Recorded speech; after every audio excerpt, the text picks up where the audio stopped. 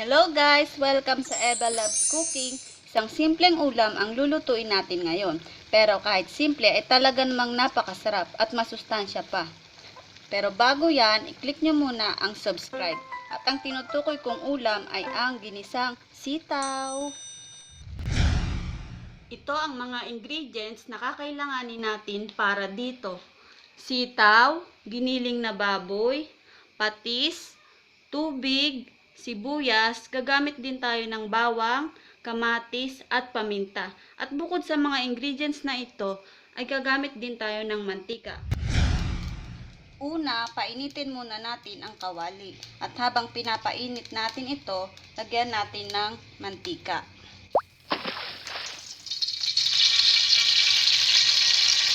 Sa kalahating minuto natin paiinitin. Kapag mainit na ang mantika, ilagay na natin ang sibuyas.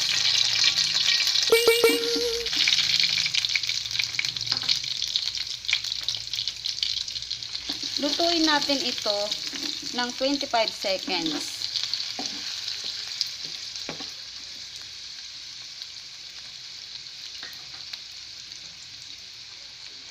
Sunod ang bawang.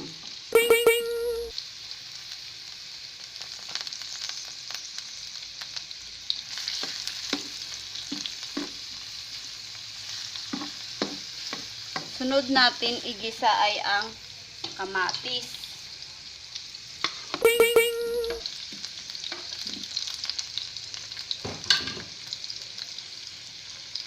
Hiwain natin ang kamatis into cubes. Pagkatapos, igisa lang natin ito ng 1 minuto.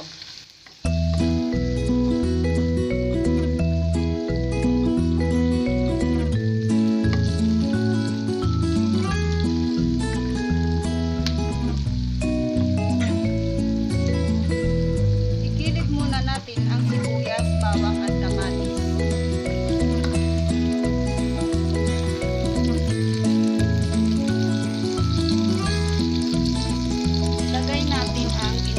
Baboy.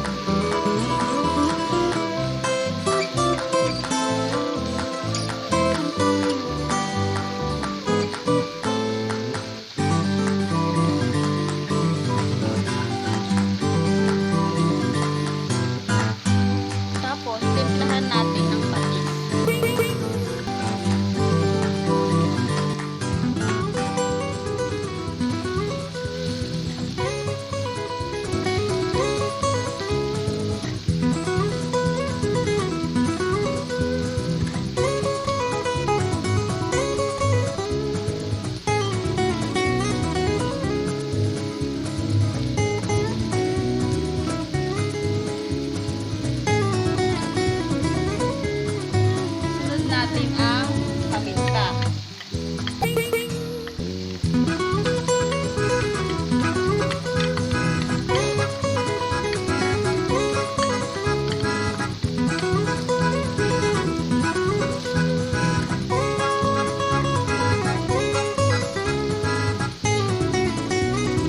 Tapos haluin lang natin.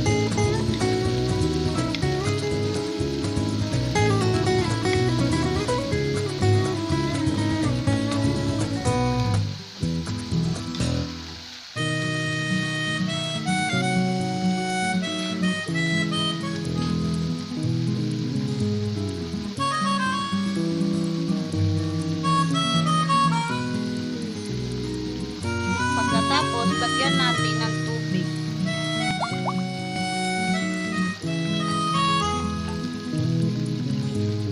Para madaling maluto ang sitaw, haluin natin ito ulit.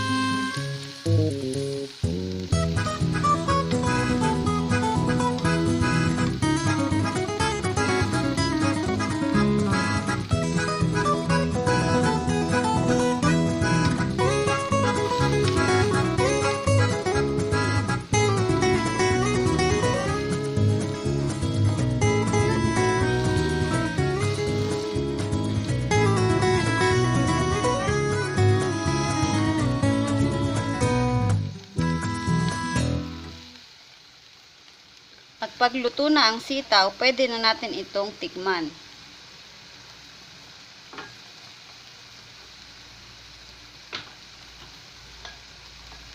Tikman natin.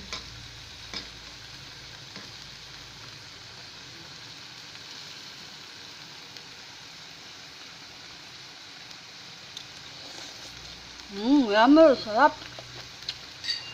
Ang lutong ng sitaw.